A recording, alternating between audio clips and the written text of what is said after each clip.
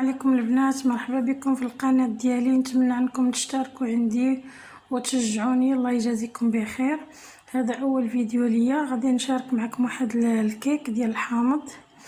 عندنا 3 الحامضات كيعطيونا كاس الحامض.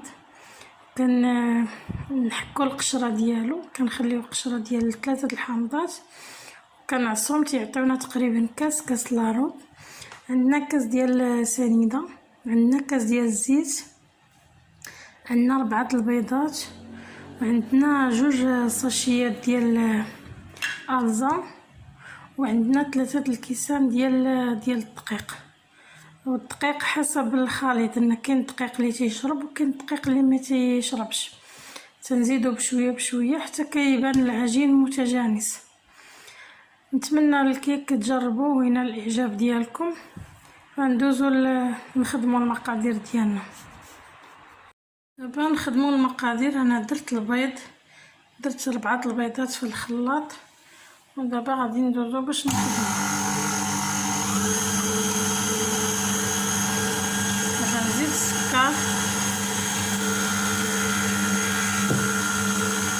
ندير الزيت يخدم شويه، عاد نزيد الحامض.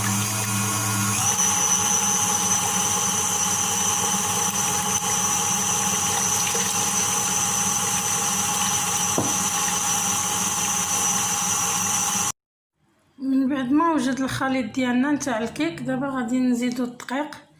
قلنا 3 الكيسان، لكن حسب الخليط ما نديروش كلشي. غادي نحاول ندير نص، نخلي شويه قل من نص يلخصني، عاد نزيدو هذيك القشره ديال الحامض، نخليها حتى الاخر باش كتعطي النكهه ديالها مزيانه. وغنديروا هذوك الساشيات ديال الخمارات، 2 ساشيات 7 غرام 7 غرام.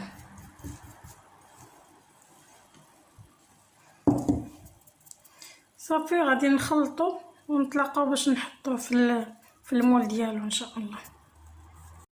من بعد ما كملنا الخليط درناه في المول، دابا غادي ندوزو باش نحطوه في الفران على درجة 180 درجة الحرارة 180. ودائما نصيحة، الكيك حطوه في الفران بارد، حطوه في الفران عاد شعلوا الفران باش يطلع بشويه بشويه. يا نحطوه في الفران يطيب ونتلاقاو الشكل النهائي ان شاء الله. دابا البنات غادي ندوزو باش نوجدو السيرو ديال الكيكه باش نسقيو الكيكه. عندنا هذاك الحامض اللي عصرنا، داك القشور ديالو ما نلوحوهمش، غادي ندوزو باش نوجدو بهم السيرو. غادي نديرو 3، نحاولوا ما نديروهمش كاملين باش ما يجيناش السيرو مجهد او مر. عندنا نديرو كاس تاع الماء، عندنا كاس لاروب ديال سكر كلاصي. هذا باش غادي نوجدو السيرو ديالنا. صافي غيوجد السيرو، ونتلاقاو مع الشكل النهائي ديال تزيين الكيكه. ودابا الكيك ديالنا وجد من بعد ما طاب، خدا تقريبا تياخد شي 45 دقيقه.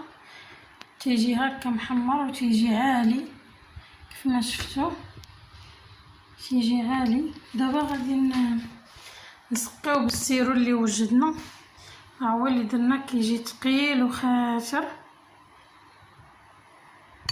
دابا غندوزو باش نسقيوه حتى كيشرب مزيان، يشرب داك الحامض باش يجي عاطي النكهه ديالو زوينه. الريحه ديالو ما تخيلوش كيفاش طالعه، ريحه الحامض كتجي رائعه. نتمنى انكم تجربوه وبصحه والراحه.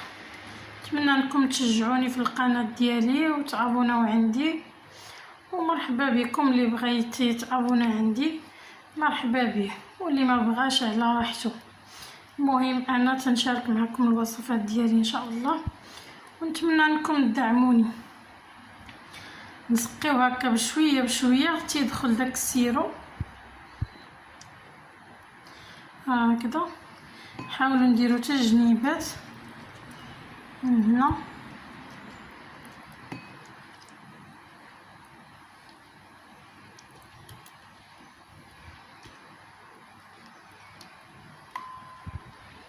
نعتذر على التصوير ما تعبتش حيت ما دايراش ديك لاباغاي اللي تيوحل فيها التليفون، كنصور بيد وكنخدم بيد. نتمنى تقبلوا على التصوير ديالي كمبتدئه، ونتمنى نطوروا من التصوير ان شاء الله في الايام المقبله. هاكا البنات غير بشويه حتى كتشرب داك الحامض مزيان. جنيبات منساوش، نتمنى تجربوها البنات، كتجي واعره وسهله في متناول الجميع وسريعه، في اي لحظه يمكن لك ديريها. جاوك ضياف على غفله، جاوك هذا سريعه. من بعد ما درنا السيرو غادي نرشوه بواحد هذا الحبيبات ديال البافو، واحد رشه خفيفه هكا كتعطي واحد المنظر. بالنسبه اللي عنده كونفيتير ديال الحامض يمكن له يزيدو من الفوق، واللي ما عندوش بلاش يكتفي غير بالسيرو ماشي مشكل، باش ما نخلطوش الامور، باش نديروش كونفيتير تاع الليمون او شي حاجه، باش ما نخلطوش النكهات.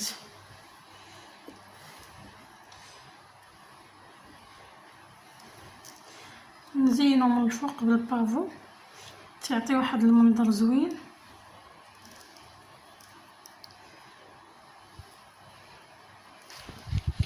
هكا رشه خفيفه، هذا هو الشكل النهائي.